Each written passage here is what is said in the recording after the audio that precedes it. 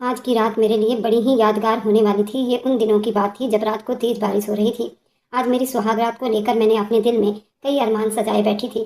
College में अक्सर मेरी सहेलियां मुझे वह सब वीडियो दिखाया करती थी। तब से ही मैंने अपने दिल में बहुत सारे जज्बात इकट्ठे करके रखे थे कि जब मेरी सुहाग रात होगी तो मैं भी अपनी उम्र के जज्बात पूरी करूंगी। लेकिन आज शाम को ही मेरे अरमान पूरे मिट्टी में मिलने वाले थे, क्योंकि मेरी शादी मेरे 18 साल के देवर के साथ तय हो गई थी। मेरा देवर मेरे पति के मुकाबले में ज्यादा हैंडसम था।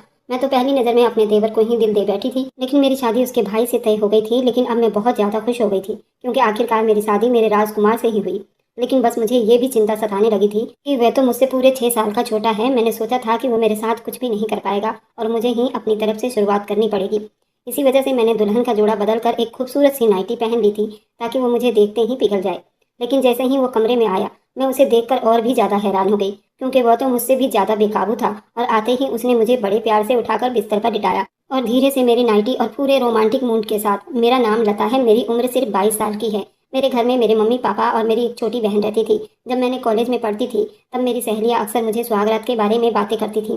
कॉलेज में मेरी सिर्फ लड़कियां ही दोस्त थी, और जो भी मेरी सहेलियां थी उनके बॉयफ्रेंड भी थे। वे अक्सर उनके साथ खूब मजे करती थी, लेकिन मेरा कोई भी नहीं था, इसलिए मैं बहुत मायूस हो जाती थी।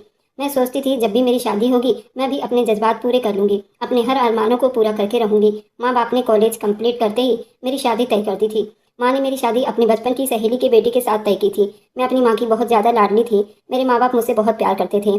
मैं जो चाहती थी वो हमेशा वही करते थे। इसलिए जब उन्होंने लड़के को मेरे लिए चुना तो मैंने मना नहीं किया था। लड़के का नाम सुमित था और वह कर्नाटका में काम करता था। वह देखने में तो ठीक ठाक ही था, लेकिन मुझे उसका छोटा भाई बहुत ज़्यादा पसंद आया था। वह देखने में काफ़ी ज़्यादा हैंडसम था और उसका गोरा चिट्टा रंग उसे बेहद हैंडसम बनाता था। माँ बाप ने मेरी शादी उसके बड़े भाई सुमित के साथ तय कर दी थी। सुमित के पापा नहीं थे, मेरी मम्मी और सुमित की मम्मी ने मिलकर शादी तय कर दी थी, क्योंकि वह अपनी दोस्ती को अब रिश्तेदारी में बदलना चाहती थी।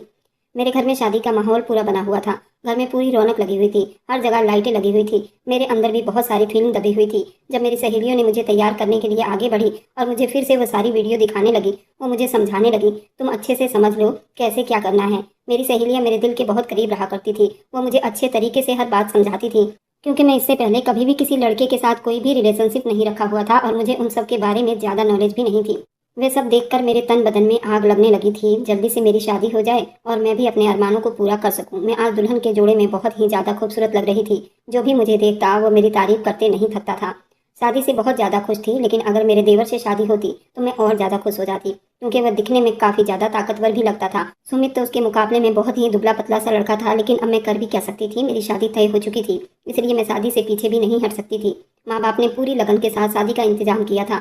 मैं दुल्हन का जोड़ा पहनकर स्टेज पर बैठी हुई थी। मैं अपने पति का इंतजार कर रही थी। आखिरी मौके पर मुझे ये खबर सुनने को मिली कि सुमित शादी से भाग गया है। जब ये खबर मुझे मिली तो मेरे पैरों तले से जमीन खिसक गई थी। मेरी माँ अपनी सहेली को बहुत ज़्यादा बुरा भला कह रही थी। वो कहने लगी, अगर तुम्हारे बेटे को शादी नहीं करनी थी तो फिर उसने हाँ क्यों की थी? उसने मेरी बेटी की ज़िंदगी बर्बाद कर दी। मैं चुपचाप साइड पर खड़ी होकर ये सब तमाशा देख रही थी।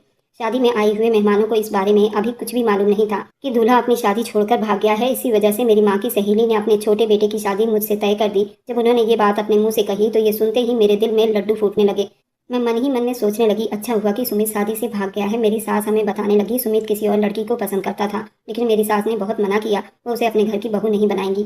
लेकिन उन्हें ये मालूम नहीं था कि उनका बेटा प्यार में इतना अंधा हो जाएगा कि वो शादी के रात ही भाग जाएगा। मेरे देवर का नाम राघव था। राघव की 6 फीट 3 इंच हाइट रखता था। बॉडी एकदम फिट थी। वो हमेशा जिम किया करता था। अपनी सेहत का बहुत ज़्यादा ख्याल रखता था। जब मैंने उसे पहली बार देखा तभी मैं मन ही मन में सोच रही थी कि काश मेरी शादी राघव से हो जाती। अब माँ ने मेरी शादी सुमित से तय की थी, लेकिन अब मैं बहुत ज़्यादा खुश थी कि आखिरकार मेरा प्यार मुझे मिल ही गया था। आज की रात में अपने सारे अरमान, अपने प्यार पूरे करूंगी। पंडित जी को बुला लिया गया था। जल्द से जल्द मेरी शादी राघव से कर दी गई थी। मेरी सहेलियां मुझसे कहने लगी, तूने 18 साल के लड़के से शादी क्यों की है? ये तो बहुत बच्चा है, इसे सुहागरात के बारे में कुछ भी मालूम नहीं होगा। वे सुहागरात की रात में तेरे साथ क्या करेगा? क्योंकि मेरी शादी पूरे 24 साल की उम्र में हो रही थी। राघव 18 साल का था, वो मुझे पूरे 6 साल छोटा था। इससे तो अच्छा किसी और से शादी कर लेती, तेरे अरमान भी पूरे हो जाते। क्योंकि शादी के रात हर दुल्हन का सपना होता है कि उसका पति उस पर खूब प्यार लिटाए, लेकिन ये तो अभी बच्चा है, वो कैसे क्या करेगा? मैंने कहा, तुम लोग बिल्कुल भी फिक्र मत करो, राघव को कोई नॉलेज नहीं है तो मुझे तो है। तुम लोगों ने मुझे इतना कुछ सिखा दिया है तो आज मैं उस ज्ञान का जरूर इस्तेमाल करूंगी। मैं खुद ही सब कुछ कर लूंगी। ये सब सुनते ही मेरी सहेलियां खूब जोरों से हंसने लगी। मैं अब विदा होकर अपने ससुराल आ गई थी। बेहद खुश थी, लेकिन मेरी खुशी को अभी नजर लगने वाली थी। ससुराल में मेरी सास ने बहुत अच्छे से मेरा स्वागत किया था।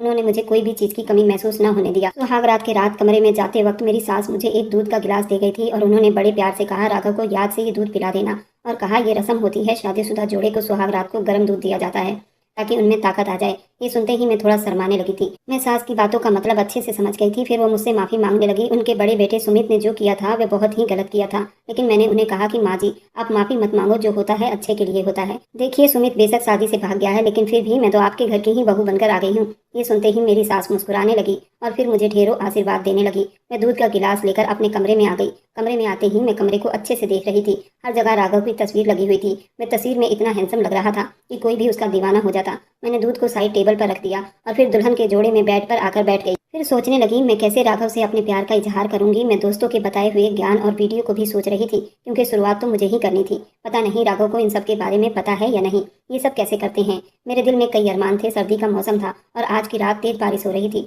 लेकिन उस वक्त भी मेरा पूरा बदन सुलग रहा था। शादी को लेकर मेरे कई सपने थे जो आज पूरे होने वाले थे। मैं बेसब्री से अपने पति का इंतजार कर रही थी। कमरे में ना ही कोई सेज सजाया हुआ था। कमरा बिल्कुल नॉर्मल था, जैसे हमेशा हुआ करता है। फिर 1 घंटे के बाद राघव कमरे में आए थे। उन्हें देखते ही मेरी धड़कनें तेज हो गई थी। सर से पसीने छूटने लगे थे। वे धीरे से मेरे पास आए और मेरे बगल में आकर बैठ गए और फिर मुझसे कहने लगे, लता तुम बहुत थक गई होगी, जाकर थोड़ा आराम कर लो। ये सुनते ही मेरे दिल के अरमान चूर चूर हुए थे। मैं तब से बेसब्री से इंतजार कर रही थी। ये मुझे कह रहे हैं कि मैं सो जाऊं। मुझे अंदर ही अंदर बहुत गुस्सा आ रहा था, लेकिन मैंने राघव से कुछ भी नहीं कहा। मैं चुपचाप जाकर कपड़े बदल लिए और जब मैं कपड़े बदलकर वापस कमरे में आई तो देखा राघव तो मुझसे पहले सो गए थे। मुझे लगा कि शायद आज बहुत ज्यादा थक गए होंगे, इसलिए वो जल्दी से सो गए। मैंने धीरे से जाकर राघव के बगल में सट कर सो गई थी। धीरे से उसके कमर को टच करने लगी थी, लेकिन वो तो मुझसे और दूर हट गया। फिर मैं गुस्से से करवट बदल कर सो गई, क्योंकि मैं भी शादी में बहुत ज्यादा थक गई थी। इसलिए कब गहरी नींद में सो गई मुझे कुछ मालूम नहीं हुआ। जब सुबह हुई तो मुझसे पहले राघव कमरे से जा चुके थे। मेरी आंख तब खुली जब मेरी सास कमरे का दरवाजा खटखटा रही थी। वह कहने लगी, कल की रात अच्छी बीती होगी। यही सुनते ही मेरा मुंह लटक गया, लेकिन मैंने अपनी सास को कुछ भी नहीं कहा। मैंने हल्की सी स्माइल दे दी। फिर सास ने कहा, जल्दी जाकर फ्रेश हो जाओ। और नाश्ते पर राघव तो कब से फ्रेश होकर नाश्ते की टेबल पर बैठा हुआ है। ये सुनते ही मैं जल्दी से जाकर फ्रेश हुई और अच्छी सी साड़ी पहन ली। सोचा आज राघव को अपनी तरफ कर लूंगी, वह खुद बेकाबू होकर मेरे पास आ जाएंगे। साड़ी पहनकर मैं नीचे गई तो सबने मेरी तारीफ की, सिवाय राघव के। राघव ने तो एक बार भी मुझे नहीं देखा। मैंने सोचा कि शायद वह सिर्फ 18 साल का है और उसे इन सब के बारे में मालूम ही नहीं। मुझे खुद ही उसको अपनी तरफ खींचना होगा, तभी वो मेरे पास आएगा। सारा दिन मुंह दिखाई के रस्म में बीत गया था। उस रस्म में सब आस पड़ोस की औरतें मुझे देखने के लिए आई हुई थी। मुझे जब वो देखती तो खूब मेरी तारीफ करती थी और मेरी सास से कहती, तुमने तो हीरे जैसी बहू चुनी है। इस रस्म में मैं बैठे बैठे अपने पति राघव को ही ढूंढ रही थी, लेकिन वो मुझे कहीं भी दिखाई ना दे रहे थे। मुझे लगा शायद वह किसी काम से बाहर गए होंगे। शाम को जब सभी मेहमान अपने अपने घर को चले गए तो मैं भी रात का खाना खाकर जल्दी अपने कमरे की तरफ चली आई, ताकि मैं अपने पति को अपनी तरफ खींच सकूं। मैंने सोचा आज राघव जब कमरे में आएंगे तो मैं खुद ही उनके करीब चली जाऊंगी, अपने प्यार का इजहार उनसे कर लूंगी। और मैंने आज एक बहुत ही सुंदर नाइटी पहन रखी थी, जिसके दोनों साइड पर कट लगा हुआ था, जिसे पहनते ही मेरी टांगें साफ दिखाई दे रही थी। मैंने सोचा कि राघव मुझे नाइटी में देखते ही उसके जज्बात उभरने लगेंगे और खुद मेरी तरफ खिंचता चला आएगा, लेकिन शायद मेरी गलतफहमी थी। पहली रात की तरह मैं फिर से राघव का इंतजार कर रही थी। इंतजार करते करते रात के 2:30 बज चुके थे। बेसब्री से अपने पति का इंतजार करती रही, लेकिन अब मुझे अंदर ही अंदर बहुत गुस्सा भी आ रहा था। राघव को मेरी बिल्कुल भी फिक्र नहीं थी। जब सुबह के 4 बजे तो वो अंदर आए। वो मुझे देखकर कहने लगे, मुझे माफ़ कर देना, मैं किसी काम से बाहर चला गया था। आने में थोड़ी देर हो गई थी। ये सुनते ही मेरा दिल थोड़ा शांत हुआ, लेकिन जैसे ही मैं उनके पास गई तो उन्होंने मुझे अपने से दूर करते हुए मेरा हाथ पकड़कर कहा, मुझे माफ़ कर देना। मेरे भाई ने तुम्हें शादी के स्टेज पर छोड़ दिया और तुम मेरे भाई की दुल्हन हो। बेशक मैंने तुमसे शादी की है, लेकिन अभी भी तुम मेरी भाभी हो। मैं तुम्हें उस नज़र से नहीं देखता। समाज की बदनामी की वजह से मैंने तुमसे शादी की है। अगर मैं शादी नहीं करता तो समाज तुम पर तरह तरह के इल्जाम लगाता, और फिर मेरी माँ ने मुझे बहुत मजबूर कर दिया था शादी के लिए, ताकि तुम्हारी इज्जत बचा सकूं। मुझे माफ़ कर देना, तुम बहुत अच्छी हो, लेकिन मैं तुम्हें पत्नी के रूप में कभी भी स्वीकार नहीं कर पाऊंगा। हम दोनों एक ही कमरे में रहेंगे, ताकि लोगों को हमारे बारे में कुछ पता न चले। और तुम जो चाहे कर सकती हो, तुम्हारी मर्जी है। अगर तुम्हें कोई लड़का पहले से पसंद है तो तुम उससे शादी भी कर सकती हो, और इसमें मैं तुम्हारा पूरा साथ दूंगा, क्योंकि अगर मेरे भाई ने आपको धोखा दिया है तो मैं आपकी मदद कर दूंगा। लेकिन याद रखना, मैं आपको कभी उस नज़र से नहीं देख सकता, तो इसलिए मेरे से दूर रहा करो। मैं तुम्हारे साथ अपना पति वाला रिश्ता नहीं निभा सकता। पर उसे कौन बताता, मैं तो उससे पहले ही पसंद करती थी, जब से मैंने उसे देखा था। ऐसी बातें सुनकर मेरे पैरों तले से जमीन निकली थी। मैं कुछ भी बोलने या सुनने की हालत में नहीं थी। ये सुनते ही मुझे बहुत तेज गुस्सा आया, लेकिन मैंने अपने गुस्से पर बहुत अच्छे से काबू करके रखा था। मैंने कहा, अगर तुम्हें भी मुझसे शादी नहीं करनी थी तो तुम भी मुझे साफ साफ कह देते, लेकिन अब शादी करने के बाद तुम मुझे अपनी पत्नी भी स्वीकार नहीं कर रहे और ना ही मेरा हक देते हो, मुझसे दूर भागते हो। ये सुनकर राघव कहने लगा, मैं तुमसे और कुछ नहीं कहूँगा, जो कहना था मैं कह चुका हूँ। मेरी बात अपने पल्लू में बांध लो, क्योंकि मैं सच कह रहा हूँ, तुम्हें कभी भी उस नज़र से नहीं देख सकता। ये कहते ही राघव जाकर बिस्तर पर बैठ गया और मैं फिर वहीं खड़ी आंसू बहा रही थी। फिर चुप से जाकर बिस्तर पर लेट गई। मेरे जितने भी शादी को लेकर मेरे दिल में पहले से अरमान थे, वह सारे अब पानी में बह गए थे। मुझे अब समझ में नहीं आ रहा था मेरी ये जिंदगी मुझे किस मोड़ पर ले जाएगी। एक दूल्हा मुझे स्टेज से छोड़कर भाग गया था, दूसरा शादी करके भी मुझे अपने दिल में पत्नी की जगह नहीं दे पा रहा था। मैं इस घर में किस हैसियत से रहूंगी। यही सोचते सोचते मैं फिर कब सो गई मुझे मालूम ही नहीं हुआ। सुबह जब फिर से मैं उठी, पहले की तरह राघव मुझसे पहले ही कमरे से जा चुके थे। कॉलेज के टाइम जब मेरी सहेलियां मुझे बताती थी शादी को लेकर, मैं सोचती थी कि शादी के बाद मेरा पति सुबह उठते ही मुझे बड़े प्यार से उठाएगा, मेरे माथे को चूमेगा, लेकिन मेरी शादी के बाद ऐसा कुछ भी न हुआ था। मेरी शादी बेरंग हो गई थी। यूं ही मन उदास लेकर मैं फिर से उठी और फ्रेश होकर किचन में नाश्ता बनाने के लिए चली गई। नाश्ता बनाकर जब मैं राघव को देने के लिए आई तो मैंने देखा वो बस सर झुकाए बैठे हुए थे। मैं चुपचाप उनकी प्लेट में नाश्ता दे दिया और किचन में आ गई। मेरी आंखों से फिर से आंसू बहने लगे। हर लड़की की तरह मेरे भी कई अरमान थे, लेकिन वे सारे के सारे मिट्टी में मिल चुके थे। मेरी किस्मत में क्या लिखा है मुझे कुछ भी मालूम नहीं था। मेरा पति मुझसे इस तरह का बर्ताव करेगा ये मैंने कभी भी नहीं सोचा था। यूं तो मैं खूबसूरती में भी कम नहीं थी, मेरे मुकाबले में कोई नहीं था यहाँ। किस्मत देखो कितनी बुरी बनाई थी भगवान ने। माता पिता ने जो पसंद किया वो मुझे स्टेज पर छोड़ गया, और जो मैंने पसंद किया वो मुझे पूछता तक नहीं। अब मैं बहुत हार चुकी थी। यूं ही कुछ दिन ऐसे ही बीते। फिर एक दिन मेरी सास मुझसे मिलने के लिए मुझे लिए मेरे कमरे में बेड पर आई और कहने लगी, राघव तुम्हारे साथ अच्छा तो है ना? मैंने कहा, मम्मी जी वो अच्छे तो हैं। वो कहने लगी, बेटी मैं तुमसे पूछ रही हूँ, तुम दोनों के बीच पति पत्नी वाला मधुर संबंध है क्या? तुम मेरी बात को समझ रही हो? अगर नहीं समझ रही तो मैं खुलकर इस बारे में बात करना चाहती हूँ। क्या तुम अपने पति के साथ शारीरिक संबंध में कोई रुकावट तो नहीं है? मैं सास की बात सुनकर शर्म से पानी पानी हो गई थी और सर झुकाकर कहने लगी, नहीं मम्मी जी। मेरी सास कहने लगी, मैंने तुमसे इसी वजह से पूछा था क्योंकि मैं भी इस घर में रहती हूँ और मैंने तुम्हें और राघव को कभी भी एक साथ बात करते हुए नहीं देखा। फिर मेरी सास मुझसे कहने लगी, विश्वास करो, अगर मेरे एक बेटे ने तुम्हें धोखा दिया है तो दूसरा बेटा तुम्हें जरूर अपना लेगा। वह अभी शायद तुम्हें स्वीकार नहीं कर पा रहा, शायद उसकी उम्र भी कम है और उसे अभी दुनियादारी की पता नहीं, वह सिर्फ अभी पढ़ाई करना चाहता है। वह स्कूल में हमेशा फर्स्ट आता था, उसका बहुत अच्छे कॉलेज में एडमिशन हुआ है, चाहता है वो पढ़ाई करे। और मैं जब भी उससे कुछ पूछती हूँ तो वो मेरी बात सुनता ही नहीं। कहता है, माँ मैंने तुम्हारी बात मान ली है, अब इससे ज्यादा मुझसे कोई चीज की उम्मीद मत रखना। मैं अपनी पढ़ाई में बिजी हूँ, मैंने आपकी लाज रखी है, अब तुम्हारी बारी है इस सबको हैंडल करने की। बहू मुझे थोड़ा समय दे दो, राघव जरूर तुम्हें अपना लेगा, तुम्हें तुम्हारा हक देगा। ये सुनते ही मैं फूट फूट कर रोने लगी, क्योंकि कई दिन से मैंने ये सब अपने दिल में दफन किया हुआ था। घर से भी जब माँ फोन करके पूछती तब मैं उनसे झूठ बोलती कि राघव मेरा बहुत अच्छे से ख्याल रखते हैं, लेकिन उसने तो आंख उठाकर भी मुझे नहीं देखा था। मेरी आंखों से आंसू पानी की तरह बहने लगे। सास मुझे दिलासे दे रही थी, भगवान पर भरोसा करो, सब ठीक हो जाएगा। फिर सास ने कहा कि बेटी हो सके तो तुम थोड़ा पहल किया करो, क्योंकि राघव अभी 18 साल का ही है। एक औरत ही अपनी खूबसूरती से अपने पति को काबू कर सकती है। ये सुनते ही मेरी फिर से हिम्मत जाग उठी थी। शादी को भी 3 महीने हो चुके थे, अब मुझे एक बार जरूर कोशिश करनी चाहिए। इसी वजह से मैं रात को फिर से तैयार होकर अपने पति का इंतजार कर रही थी।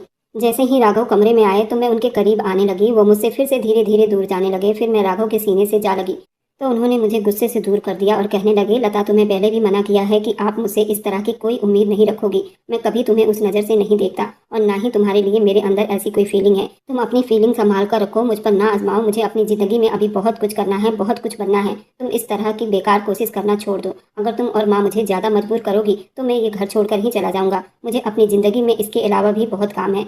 मैंने राघव से गुस्से में कहा, हमारी शादी को अब 3 महीने होने वाले हैं। आप क्या चाहते हैं कि मैं पूरी ज़िंदगी ऐसे ही बिता दूं?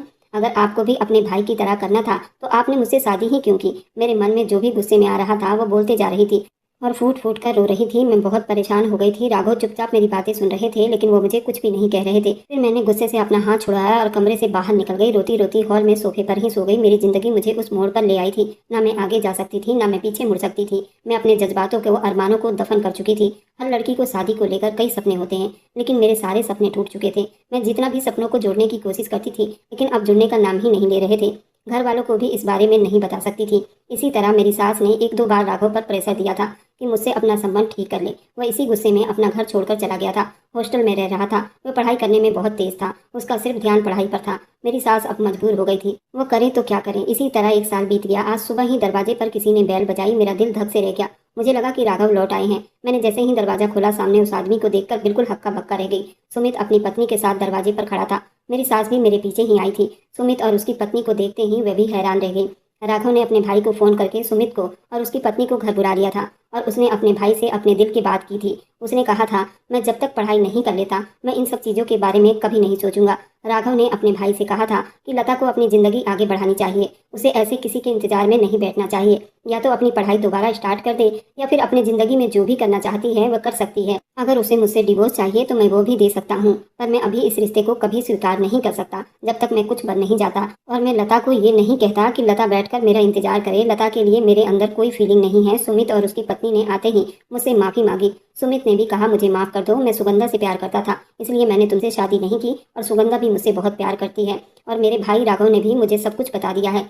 तुम चाहो तो इस घर में रहकर उसका इंतजार कर सकती हो, तुम्हें कोई प्रॉब्लम नहीं होगी, और अगर जाना चाहती हो तो खुशी से जा सकती हो। सुमित की बात सुनकर मेरे पैरों तले से जमीन निकली थी। आखिर मैं क्या करती? मैंने अपनी माँ को ये सारी बातें बता दी। मेरी माँ मेरी सास पर ही चढ़ बैठी, उनसे लड़ाई झगड़ा हुआ। मेरी माँ मेरी सास पर बिगड़ गई थी। पहले तुम्हें अपने बेटे से पूछना चाहिए था। बिना उसके मर्जी के खिलाफ जाकर तुमने मेरी बेटी की जिंदगी खराब कर दी। दोनों बेटों ने मेरी बेटी को ठुकरा दिया। मैं भी अब बिल्कुल टूट चुकी थी। अपनी शादी को लेकर मेरे सारे सपने मिट्टी में मिल चुके थे। अब मैं शादी के नाम से ही घबराती थी और अपनी ही नज़रों में गिर गई थी। माँ के साथ मैं अपने घर आ गई थी। माँ ने मुझसे माफ़ी मांगी और कहा, जब तक तुम नहीं कहोगी मैं तुम्हारे लिए कोई रिश्ता नहीं ढूंढूंगी और अब तुम अपनी पढ़ाई कर सकती हो। मैंने भी इस चीज़ को दिमाग से ही निकाल दिया और पढ़ाई करने लगी। मैंने टीचर ट्रेनिंग के लिए फार्म भर दिए थे और टीचर